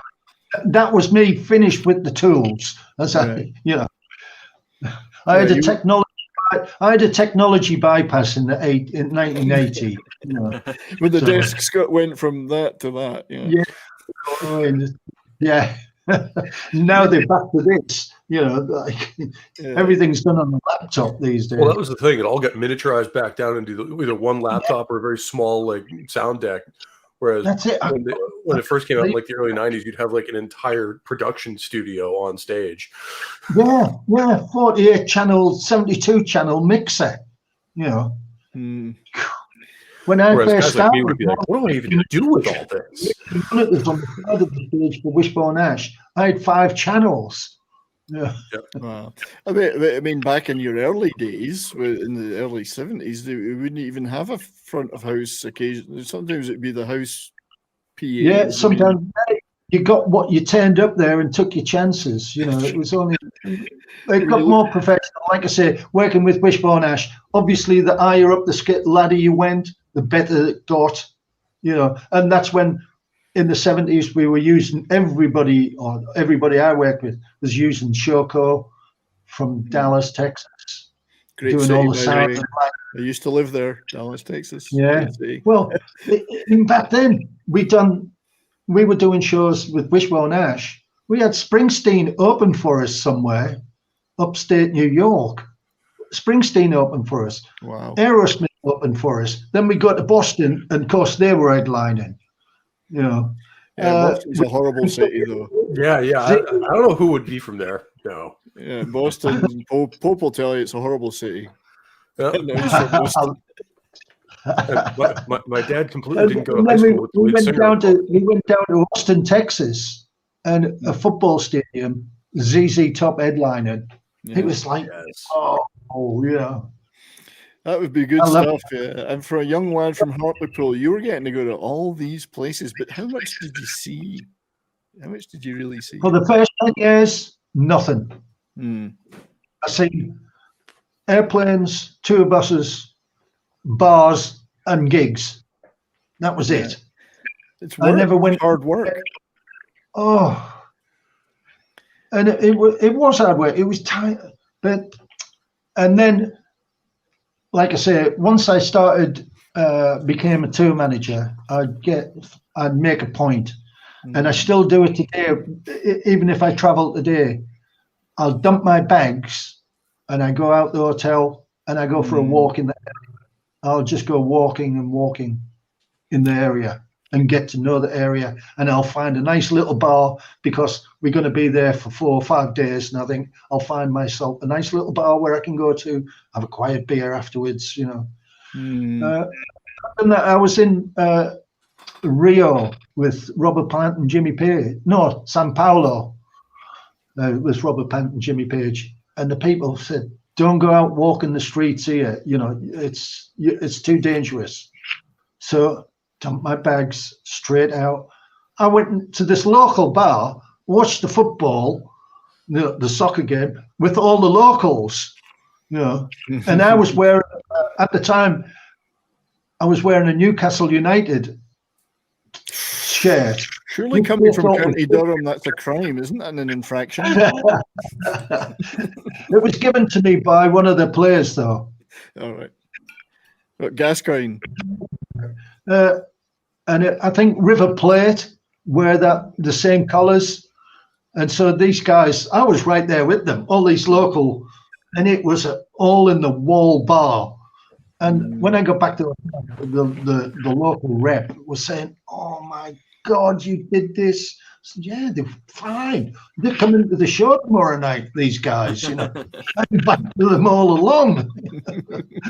It's true. If you can Nothing's going to happen to me while I'm here. Not with these guys. If you can meet the right locals, you're okay. You can go anywhere. Yeah. Get them on your side. Soccer, of course, being huge around the world, except in America, pretty much. Yeah. That is a uniting thing for a lot of people. It's a dividing for some people, but uniting as well. Well, that was it. Since I walked in this bar, they looked at the shirt and they thought, "Oh, River Plate supporter. I'm a good guy." They were wearing the similar colours. You know. Right. So I was a good guy, although I had to explain, you know, in my best Brazilian. Newcastle. Why, aye, man. Why, aye, man. Well, I looked out and happened to be wearing the right colors. I wonder how different that story would turn out if you weren't. Yeah, if I'd had the wrong colours on, if I'd had the blue shirt on instead of the black shirt, you would have made the Sunday Mail headlines for a different reason then. Yeah, I could have been hanging from some underpass somewhere. So I wanted to we're probably got about 10-15 minutes, just over 10 minutes left, touch on a couple more acts. So one of my favorite trios of all time is Pink Floyd. My favorite 3-piece bands. You worked with them in the Momentary Lapse of Reason tour, so that must have been something. 200 shows I did with those, and what I just finished a 10-month world tour with Genesis. Yeah, and we were at Wembley. We'd done 4 nights at Wembley Stadium, and Steve O'Rourke, who was their manager, Pink Floyd's manager, was talking to the Genesis manager, and he introduced me, and he said, and Tony said to Steve, "This is who you need on your tour." And he said, "What does he do?" And Tony said, "I don't know, but he gets it done." I don't know what he does, but he gets it done. Yeah. And he said, and Steve said to me, "Can you be in Toronto next week?" I said, "Next week? Can be the end of the week?" He went, "Yeah, that's fine." Yeah. And that's it. I flew out there, spent a month in Toronto. We were at the airport in the aircraft hangar doing production rehearsals. Wow. And I was, once again, for that tour, I was hired as an assistant tour manager. But before we'd done the first gig, the tour manager had been fired, and they gave me the gig. Wow. And the again, it's still word of mouth then. I mean, you didn't have to apply for this job. I never, yeah. About a couple of couple of times where I had to do like interview. You know, there was Sinead O'Connor. You know, she was Sinead O'Connor. Yeah. You know, I had a meeting with their management, and I said, this isn't really, you know, they wanted an accountant. I wasn't an accountant. I've got that poster on my wall. Glad I picked that one then. Yeah. I was at that tour in St. Louis. Yeah, it must have been something else, John. 80 something, Yeah. like 80, 87, or was it 88? 80, yeah, it was. I think it was 86, 80, or 87, 88. 88, I think, was the two. Yeah. A long tour, I guess, Mal. Like 2 It was, yeah. Global as well. Oh, 22 months. And you did the That Venice tour gig. lasted. Did you do the Venice gig? Yeah. The floating barge? Yeah. And I had to do all the pre-stuff out there. I had to book all these hotels. I spent about 2 weeks in Venice prior to going from all the hotels, going along that front to all these plush hotels and booking rooms for all these celebs and, you know, that were coming out there to watch it. So I was the darling of the hotel business. I had some fine food and wine while I was there. I bet you did. Like, yeah, book our hotel. Well, I've stayed at in a really nice hotel in Venice. There are some nice ones, that's for sure. Yeah, we stayed out on the island, on the Lido, at the Cipriani, which is apparently one of the best hotels in the world. Beautiful, yeah. But that was an interesting gig because the worries about the structural problems if the sound was too loud. Yeah, there was all kinds of things going on there. We had, you know, people turning up saying we want 10 grand for a special insurance. You know, was it guys in cash. dark suits? Yeah, and we had this little girl. Honestly, she was 5 foot if she was an inch. She threw them out of the trailer. Yeah. That's incredible, really. Yeah, there'd be all sorts of shenanigans. Gondoliers, they protested and they threatened to cut the cables, you know, with that, you know, because we were ruining their business. But then, so what we did, we give them the equivalent of the mosh pit, you know, at the front of the stage. They were charging $100 a head to bring people out there in their gondolas, and Dave got the head gondolier on stage. I've seen that. Yeah. That was it. David couldn't do any wrong after that. Yeah. So it wouldn't be the mosh pit if it was a floating barge. It'd be the slosh pit. No, equivalent of it was very wet. You know. Have you seen that? Yeah, at Glastonbury when it rains there. You know, it's very similar to that. And you must have done a few Glastonburys. I guess you did a Plant and Page Glastonbury. Yeah, I did that with Page and Plant. Yeah, and I know we're skipping over Pink Floyd, but we could do an entire show on that one. But you must. If I do this again, ask me about Russia. Oh well, I sincerely hope you will do it again, my friend. Page and Plant was fantastic. I loved, you know, they were another one that I just loved every night with those Egyptian musicians. You know, they were just fantastic. It was a very different tour. Yeah, the music they did some interesting things with it. Kashmir particularly is a great performance on that one. Oh, I love it. Just absolutely love that. You know, I consider it one of the top 10 concerts I've ever been to. Yeah. Jimmy, I mean, Robert refused to do a Stairway to Heaven. Yeah, sure. He just refused to do that. You know. In actual fact, I've got a little clip of the Glastonbury Kashmir. We'll just have a few seconds because Zeppelin are notorious blockers. Yes, I know.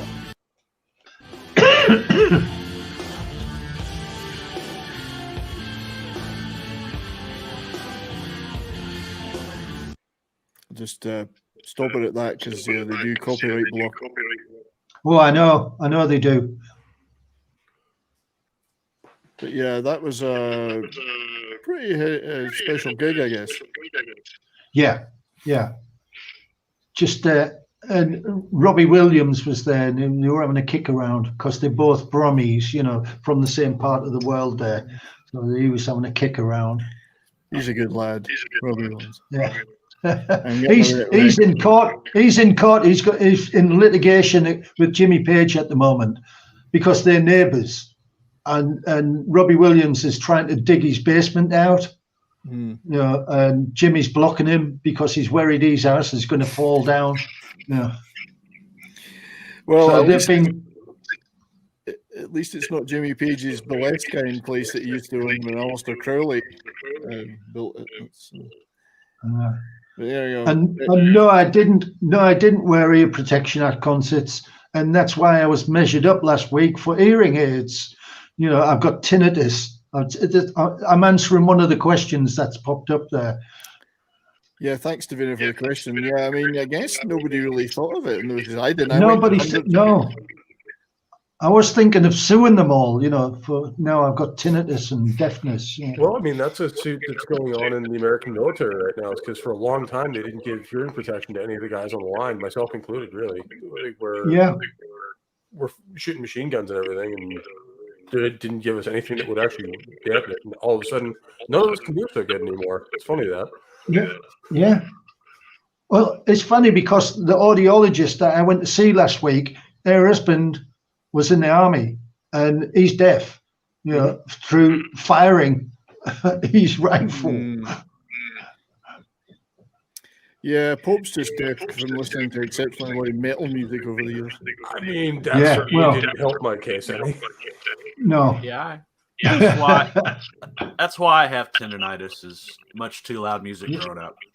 Yeah, me too. I blame you, Paul, because all these gigs I went to deafened me. I blame you for putting them on. I mean, I'm surprised at this point I can hear it all, as many shows as I've been to and practices and all that stuff. And I didn't start wearing ear protection until about 2010. Yeah, I don't go to that many gigs these days just because of logistic issues, but I used to stand as close to the speakers as I could get in clubs.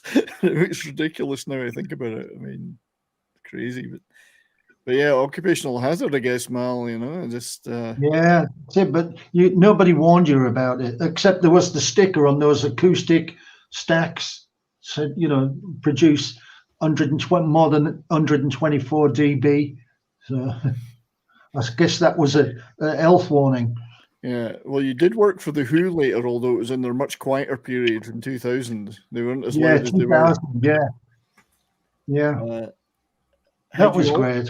Had you always had a relationship with the Who, or was this a fairly new thing? No, I had no relationship with them whatsoever. But they're managed by the same people that manage Page and Plant, so there's a connection there. Right. The only other time I'd ever seen the Who was back in '76, and I'd come home from an American tour, and they were playing in London. And the only reason I went is because a band called Little Feat were opening for them, and I was still am, loved Little Feat. Oh, Lowell George, yeah, brilliant guy. Yeah, so that's why I wanted to go. And as it happens, they were dreadful that night, but the Who were just fantastic. One of the best gigs, you know, in my top 10. The Who at it was a football stadium in London, South London. Charlton. That's it. Yeah, Charlton, and that's where it was. That's a major league gig. That one. That was a brilliant gig. Yeah, I mean, I'm a huge Who fan. Absolutely brilliant. And I did see them on. You did the 2000 tour. I did see them on that tour in Glasgow. So it was a great gig. One of the finest gigs I've seen them give. In fact, I think. I was so impressed by Roger, the fitness of those guys, especially Roger. You know. And Pete, his guitar playing. I never really appreciated him as a guitar player before. You know, loved their music as a youngster, you know. But I always just figured his strength was in the chord stuff that he used to play. Yeah. And it wasn't, you know, he is quite a good lead player as well. Well, I remember that tour in particular, when we went to see them in Glasgow, I was struck by the same thing, Mel, how good his lead guitar was on that tour. Yeah. I thought he's like Angus Young. He was absolutely tearing the place up. He was blisteringly good. I think that was his peak for me. Yeah. Oh, I thought it was fantastic. I spoke to him about it. I can't believe, I'm converted. I always thought you were just a rhythm player. Forgive me, but I think he always kind of underplayed it himself. His songwriting was the thing he liked to talk about, but his guitar playing is actually way better than he's given credit for. I agree. But did you do the Albert Hall gig that we showed the clip of at the start? No. Ah, right. Okay. Yeah. That was the teenage cancer. Part of it. That was the cancer one that Roger does every year. Daltrey does every year with various bands. We have 2 minutes left. All right, so 2 minutes left. We'll just wrap up. Mal, I have to say thank you very much, sir. Like I say, I hope I haven't bored people to death. No. Got rid of any listeners you may have had. I would like to thank everyone in the chat for being here and everybody out there listening on KGRA and all the other platforms we're on. I'd like to thank the panel here for being with me. Nice to meet all you guys. Mal, and by the way, Mal, don't go away when the show ends. We'll talk backstage if you've got a few minutes. So just don't quit it. Don't quit out like Wilco did.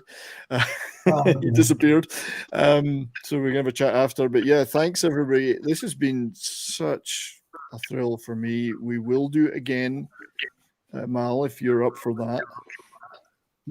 Both here and on my That 70s Rock Fan channel. Please subscribe to everybody on this panel, by the way, everybody out there, Pope, Daswolfen, Dustin, Keto Simple, and Martin, thank you for your production work. Thanks to the mods in the chat. The Albert Hall is still full of holes.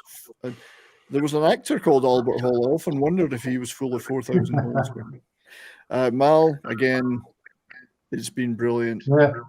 Pleasure, guys. I know I ramble on sometimes. Oh, no. To take a quote from... I feel guilty to ramble on, Led Zeppelin. I feel guilty about interrupting you at times to ask questions. It's been awesome. And then on Monday, just to plug one thing, on Monday on my That 70s Rock Fan channel, we'll have your friend Alan Granny Grange as our guest. And then Transport. Then we're going to get you guys together, all you, Wilco, and Granny. That will be an awesome show. It's chaos. 3 tour managers. We can't organise a piss up in a brewery. I bet you did, though, organise a piss up in a brewery. Martin, are we good? Oh, yeah. Well, just let me know when you want to hit the button. But thanks, everybody. Keep on rocking. Stay safe. Thank you, guys. Thank you. Take care.